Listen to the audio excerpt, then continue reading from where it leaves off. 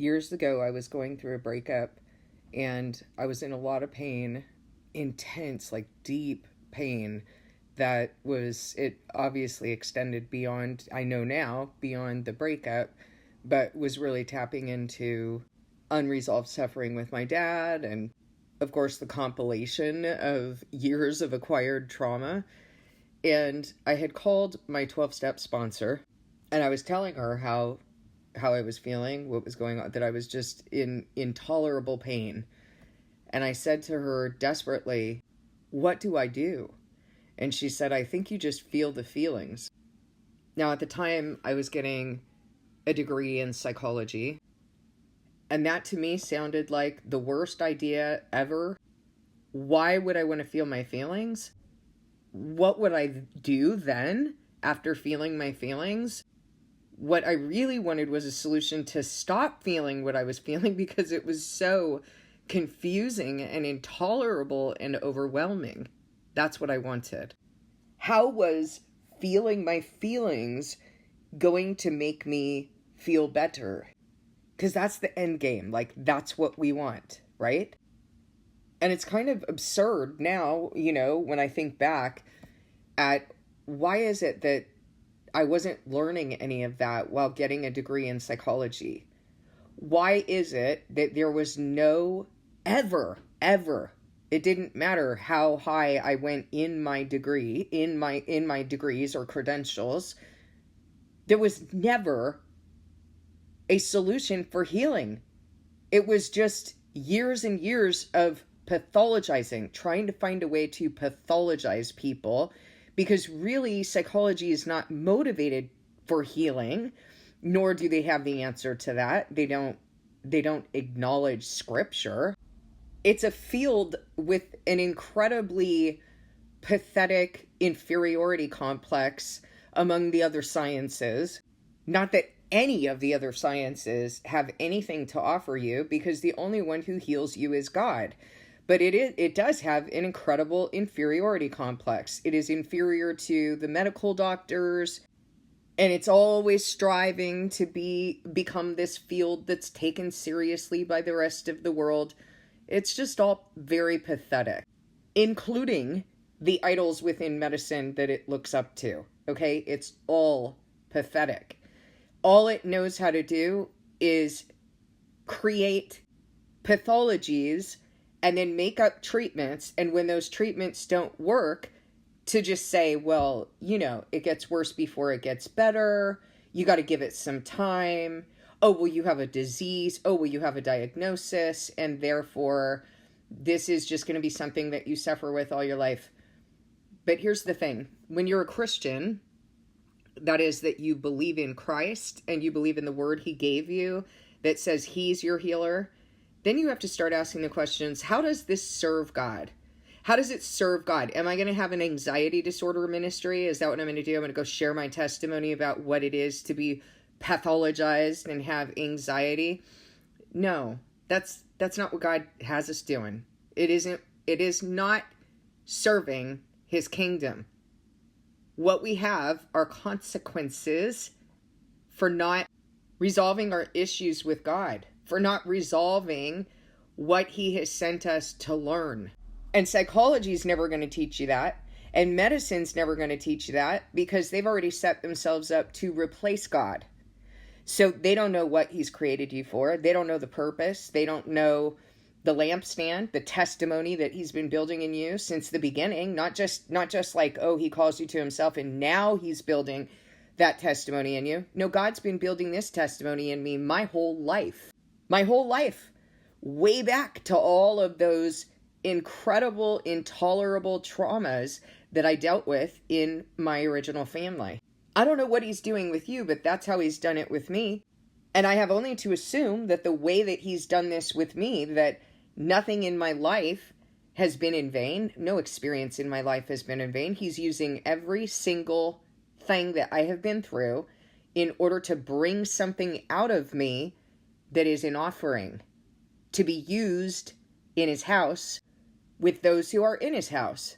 God woke me up at 4 o'clock this morning, and I know why he does that, because he's done it for a really long time. It used to be 4:30 When he first called me to himself, it was like every morning, 4:30, he'd wake me up and he'd bring me out to the back table in the backyard and have me journaling. And the reason he did that, so I recognize today why he does it. The reason he does it is because there's nothing else I'm going to do at 4 or 4:30 in the morning but sit with him and what I'm feeling. There's no other distraction. There's no other rushing, because I'm not going to be rushing through my journaling to go do what? Play with my grandson? He's not up yet. So no other distraction. And what he had me feeling, and I hope that you guys will, I'm not sharing this for my sake. I'm sharing it for your sake, because I've already gone to God with this. I don't need to share this for my healing. So pay attention, because I know a lot of you wake up at certain hours, different hours of the night, with guilt and overwhelm, but you don't know what to do with it. And you're like, the last thing I want to do is feel that. That's bad advice. I don't want to feel anything. But if you know why and how to feel, that's going to be a different situation. That's not what was being presented to me, what I'm going to present to you. I was just getting some empty kind of run-of-the-mill cookie cutter approach. Oh, just feel your feelings. Like, for what purpose? My feelings feel intolerable. For what purpose am I feeling my feelings? So here's the thing. I know many of you wake up at different hours of the night. You have, your mistakes of the past that torment you. And there's a reason why. I want you to know. If it's not been resolved, or there's another part of it that God is using in order to build something in you, that's why. It's a consequence. And if you continue to ignore it, it's going to turn into things that the world calls symptoms. And you're going to think, oh, I have PTSD, and I just have to live with it, or I have to take a pill, or I have to go to a human being.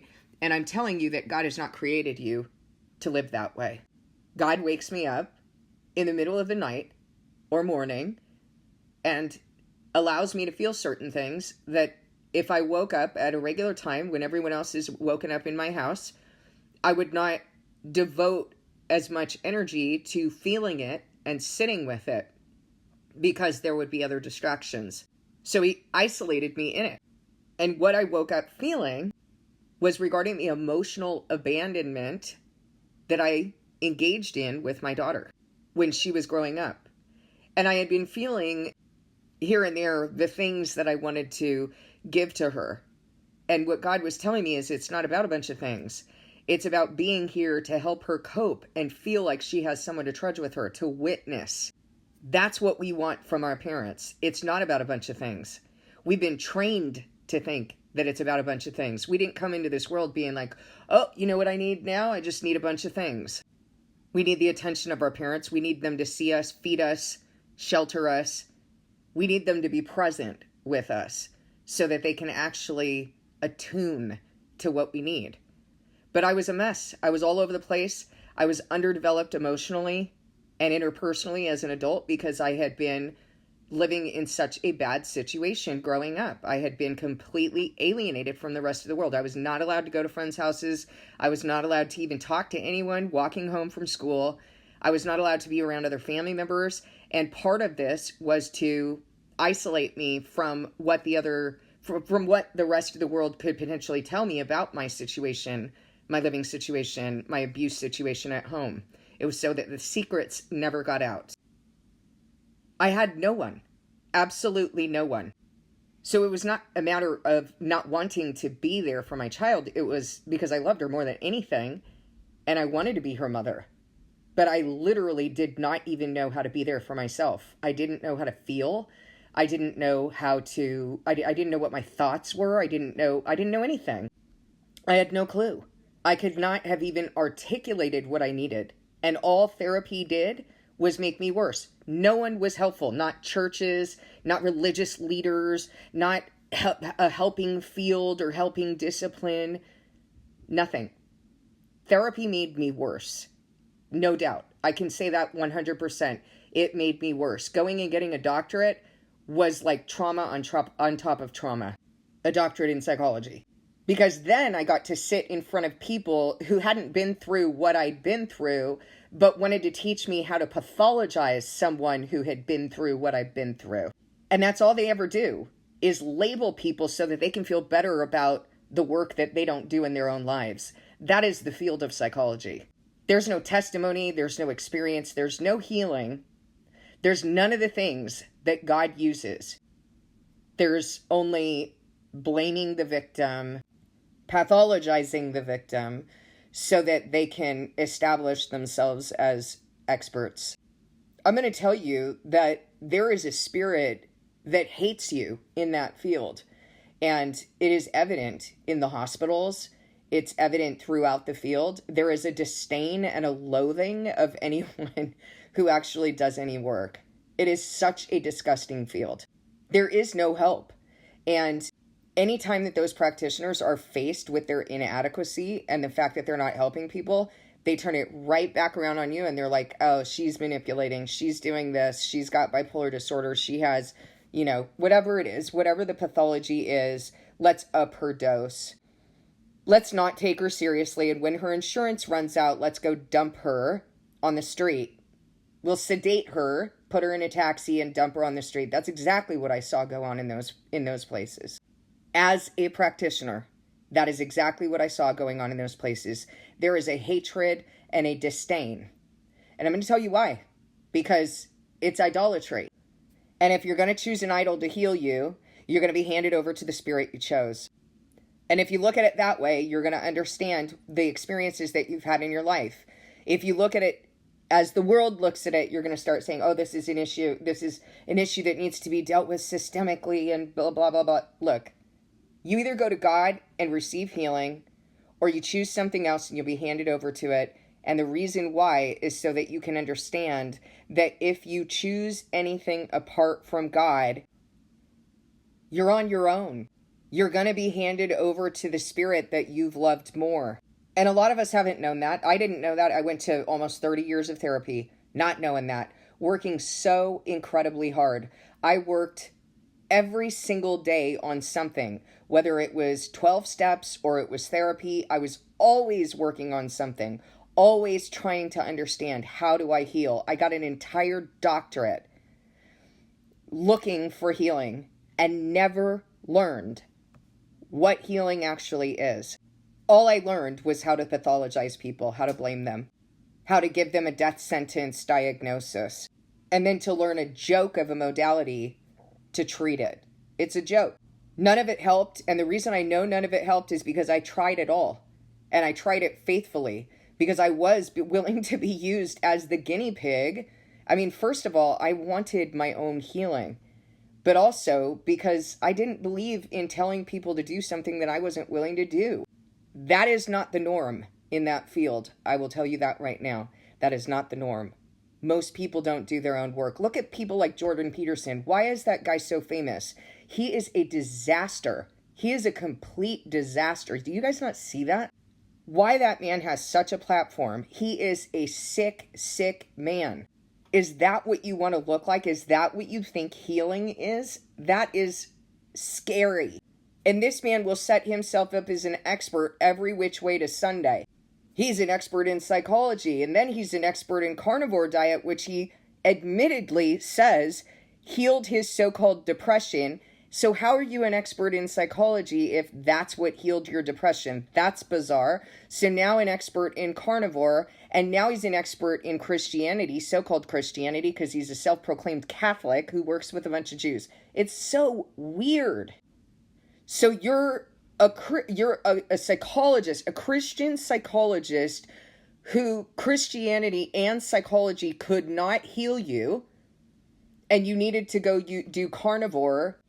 And now we discover that he has a significant physical dependence on prescribed benzodiazepines. That's how Google comes up with it. A significant dependence on prescribed benzodiazepines. Is this the clinical way of saying this? The guy's an addict. He's a drug addict. That's what you'd say about anyone else. But you know what the Christian explanation is? The dude's got a spirit. At least one. He's got a spirit that is destroying his life and is tormenting him, and yet he keeps on setting himself up as an expert, and you guys keep listening to him. Is the jig up yet? Come on. Is the jig up yet? Or do you discern the fruit? Do you test the spirit in a person? before you start listening to them.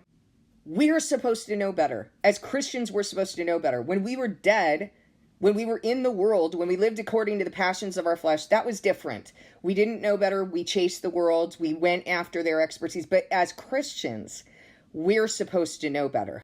When I was of the world, I had no clue. I could not have even articulated what I needed. All the therapy was a mistake. It made me worse. No one was helpful. I felt like I was literally falling into quicksand. And it hurts that my daughter did not have an emotionally available mother and no father. But God has known what he was doing all along. In his mercy, he's been here for both of us, and he's brought us into his light. He's brought us into understanding. You know why? Because somewhere in our hearts was this desire for truth. And so he handed us over to disobedience. He handed us over to the falsehood in the world so that he could teach us when he did bring out that truth and show us, this is my way, walk in it and don't turn back, that we would not turn back. And it's frustrating and sad for me that all of the work that I've done in my life to get to this point of knowing what is not true and getting a doctorate in it and telling you the reason I even show you that I have a doctorate on the channel, the reason I even tell you that I have credentials is to make you understand that I have the credentials to debunk my credentials, that I have the experience, the testimony to tell you it was a lie. It's upsetting that all those years that I went without the truth, that my daughter went without the truth, that both of us suffered, that now finally having this understanding. And I tell you guys all the time in the beginning, when God first started showing me these things, I was like, this is going to be epic. Everybody's going to want to know this. I've searched for this my entire life. Nope. No. And turns out the word tells us, nope, not so much. They're not going to want it. They're not going to want to know that the answer is actually accountability. The answer is actually, you're not going to get to a place of being all comfy. You're going to suffer. And this is what God requires. No one wants that. No one wants it. This is literally my lived offering and the life role that God has built in me. Like I said, it's not like he called me to himself and then he built this role. This is something I've been suffering in order for him to bring it out of me. But there's nothing. I've wanted to help and contribute for years to healing, because when I was in 12 steps, one of the hardest things for me was to have this relationship with what they call a higher power. That was really difficult for me, because when you've experienced really bad abuse, especially from a father who has exploited you and used you and tricked you in order to hurt your mother, that makes it really difficult to have a relationship with God. You start projecting all of those experiences that you had with your first authority onto the ultimate authority. And so I saw that in 12 steps. I saw that I was not the only one who was having a difficult time. The mistake I made was in thinking I want to write a book about spiritual healing. And every time I sat down to write that book, based on my expertise in the world, I couldn't do it. You know why? Here's the mistake I made. I didn't have a testimony. I didn't have a testimony yet.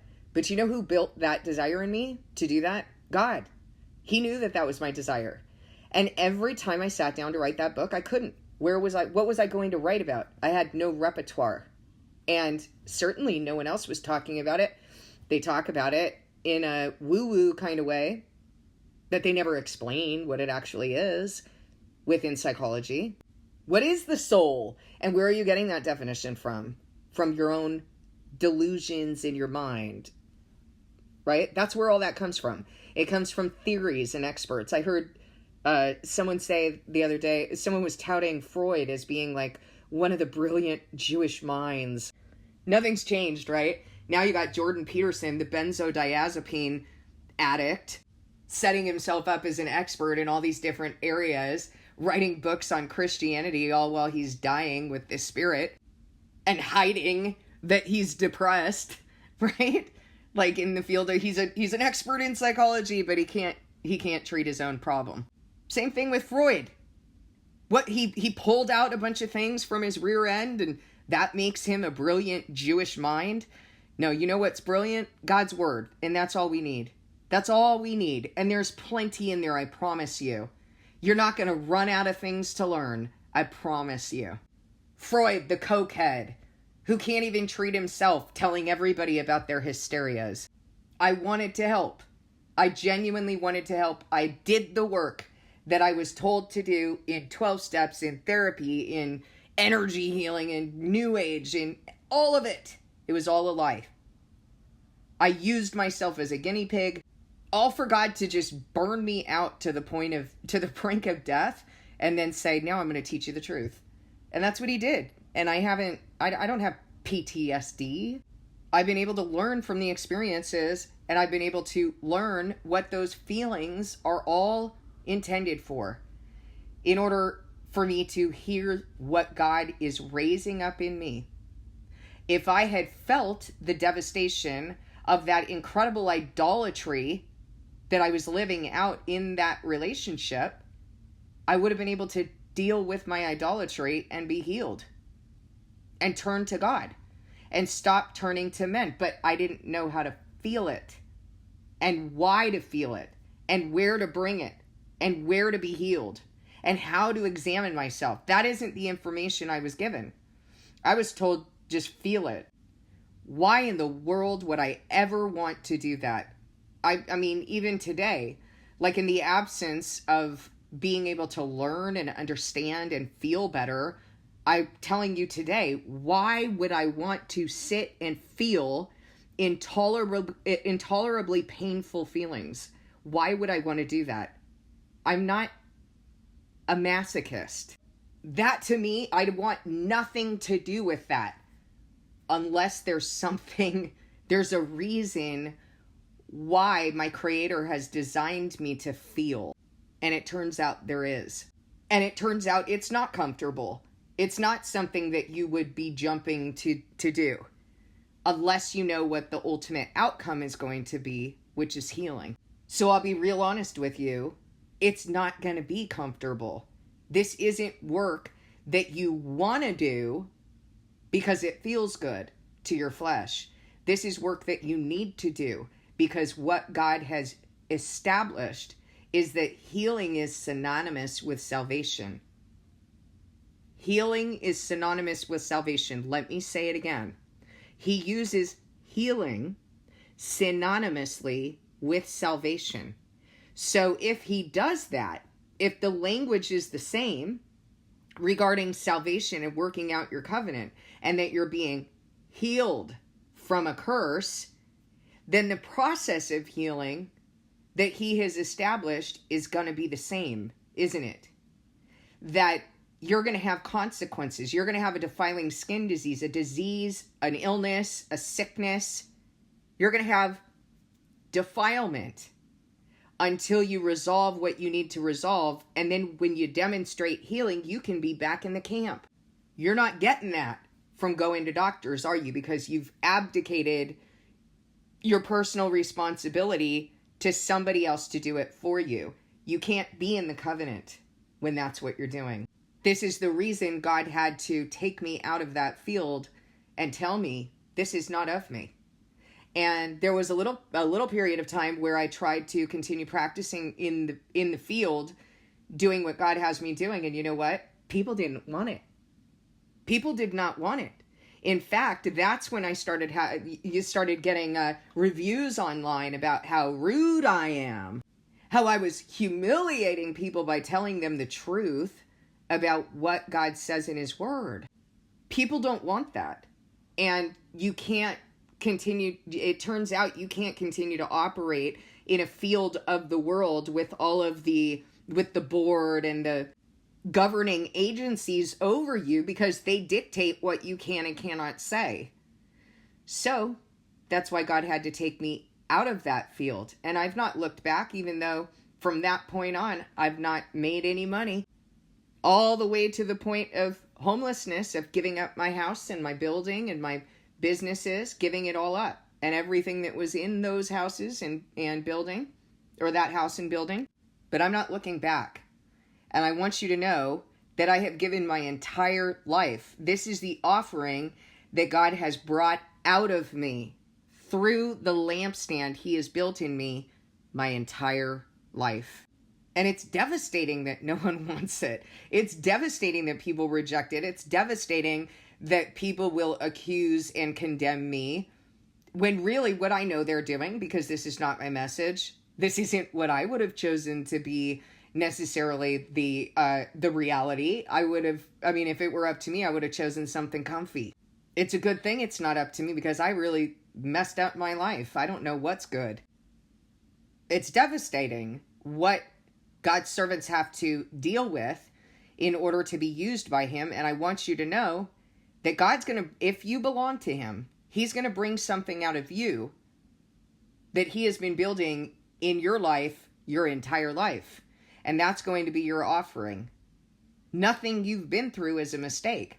The mistake is not receiving what he's doing.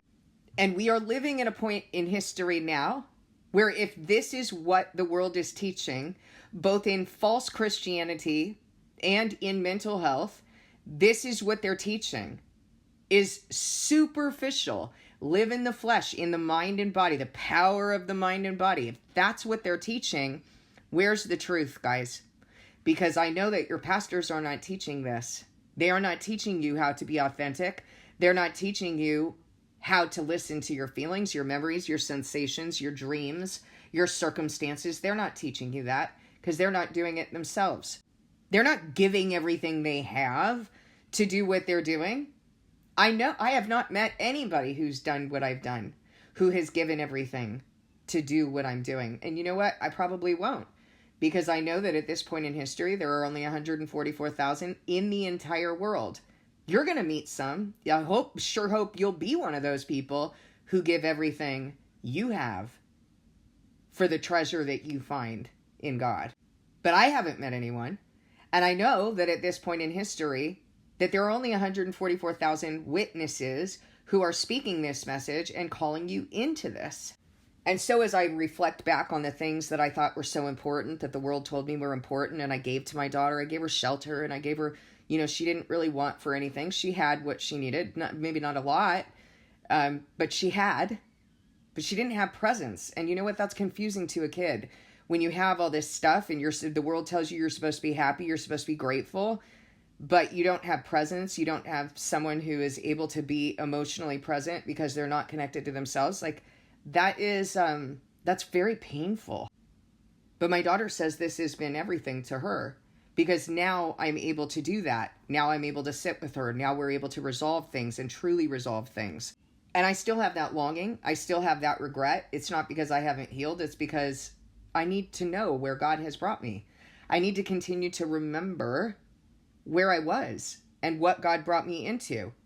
And it hurts that I was so broken and that she missed out on love and presence that God designed us to have. But this has been his plan. This has been his will.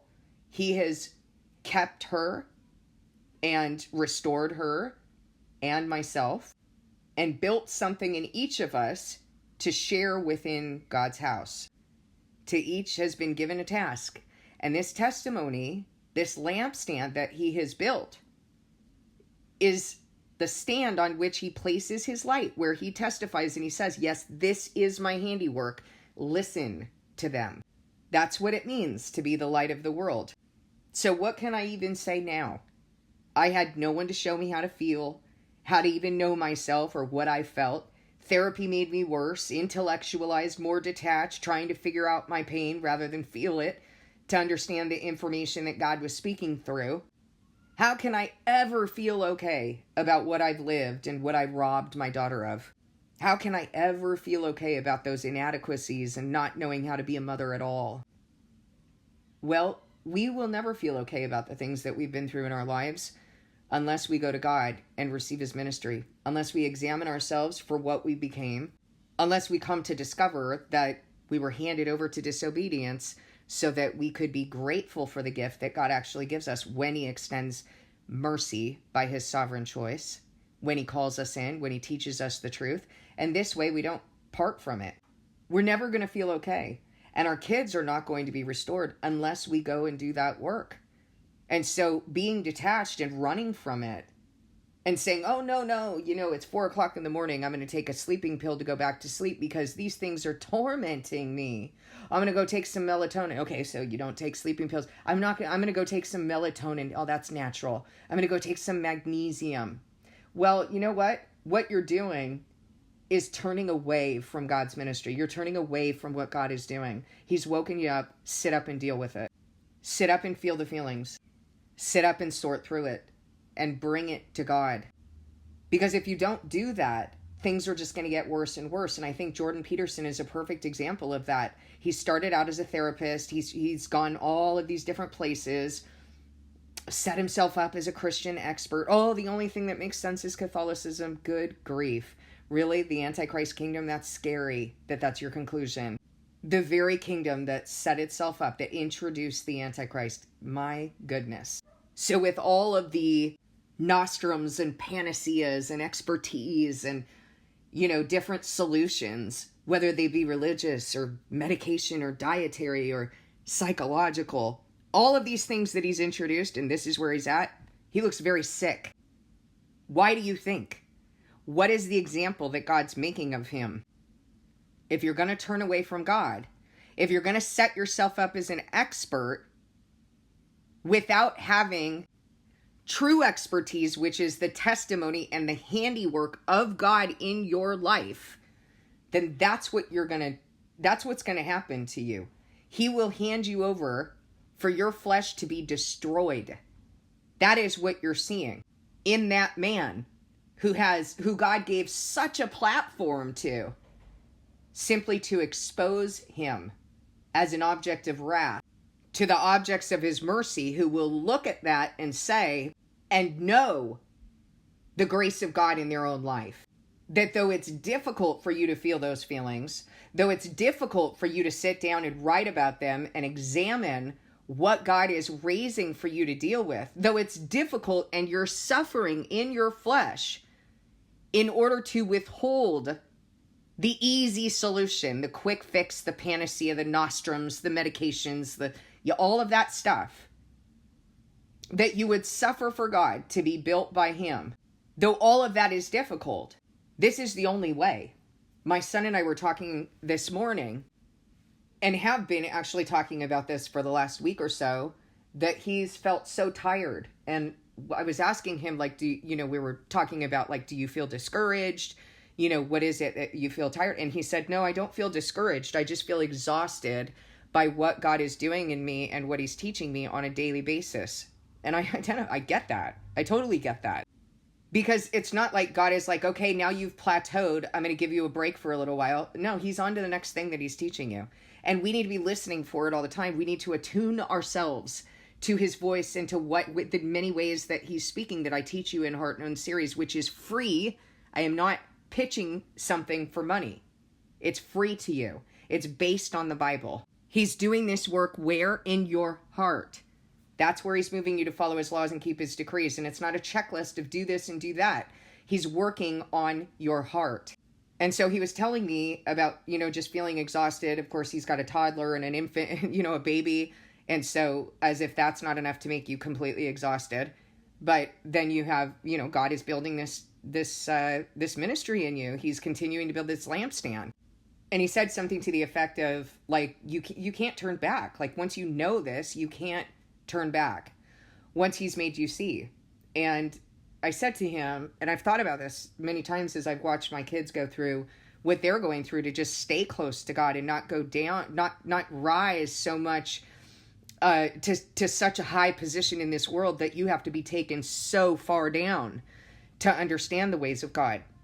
They have an example in front of them of a woman, myself, who rose to such a high position in this world. In my career, buying a home, buying a building, doing all these things, being rewarded by the world, which should have been a warning to any Christian.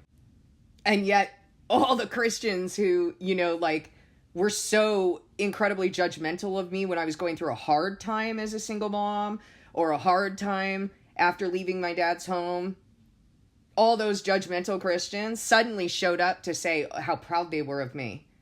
You're proud because I look like the world, because I've arrived in the world. You're proud of that. That's interesting. That's an interesting Christian perspective.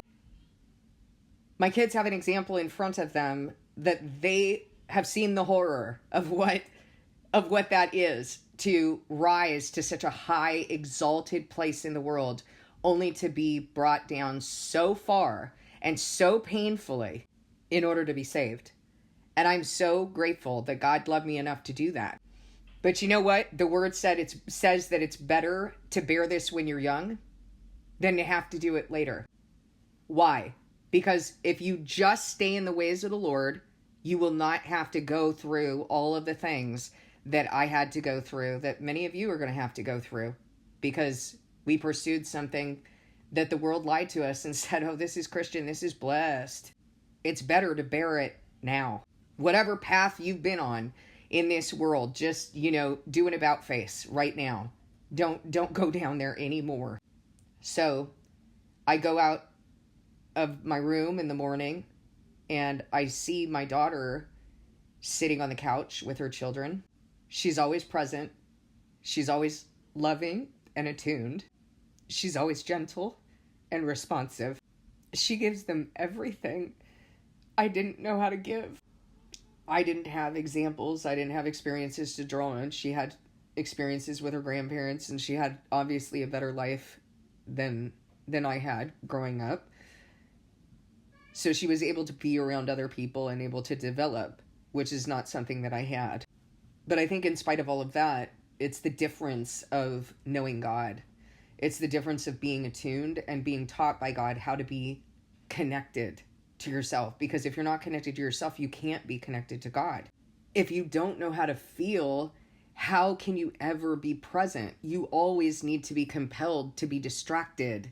And what is happening is that you are filled with a spirit of fear, a spirit that compels you in every which way to distract yourself and never get to that place of feeling. That's why your feelings are so important. You are never going to be able to break the strongholds of the enemy if you don't feel. If you don't deal with the things that are unresolved in your life, it's going to continue to be a chink in your armor through which he will slither, he will jack you up, and compel you to act outside of your integrity. And in God's mercy and in his plan that he's had all along, he brought her to becoming the woman he wanted her to be. He gave her some experiences, but he changed her heart into who she is. And I just want you to know that he's known all along who he wants to make us to be. And he's done it the way that he determined was good. And he'll continue to do it just that way. Even waking me up at 4 a.m. to feel these things. He isolated me so that all I could do was to feel them and be honest rather than rushing through journaling. So he knows what he's going to accomplish in us and how. And I want you to know that you can't do it. You can't do it. You can't get through this covenant. Even if you know the end goal, you still don't know what needs to happen in you in order to get there. We could not do it on our own. We could not possibly know all of the things that need to happen and how inside of ourselves. And this is what is meant when Jesus says, with man this is impossible, but with God all things are possible. Because only God knows. Only God can conform. Only God is going to be able to change us. But that said, if we don't start learning how to listen for what he's doing, how to pay attention to the what he's raising inside of us to address, we're never going to get there. This is not something that God does for us. It's something that he's doing with us. I want you to also know that the things that you think that you could never possibly ever make sense of that have occurred in your life, and there's a lot of those things for me that I never thought that I could ever make sense of, like, why did you have to bring this? Why did you have to do this to me? Why did I have to experience this? He's going to redeem your suffering with purpose. He's going to redeem your suffering with understanding. You're going to understand why it is that you had to go through those things. But if you never return to him, if you never feel what you need to feel, if you never start this work, don't expect to ever have understanding.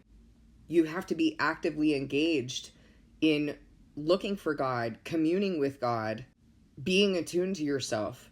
And I promise you, if you do this, you're going to understand what I'm talking about. He's going to teach you what's required. He's going to teach you why those experiences were necessary. And ultimately, he's going to bring you to a place of understanding just how much suffering this life is. And in so doing, he's going to clip. He's going to circumcise. He's going to cut you off from this life. He's going to cut off those strings of attachment to this life. And you're going to begin to, this life is not going to mean anything to you anymore. Those things are not going to mean anything to you anymore. It's just going to be about what God is building in you and where you're headed and what your hope is. Not what you have in your hands right now. What your hope is.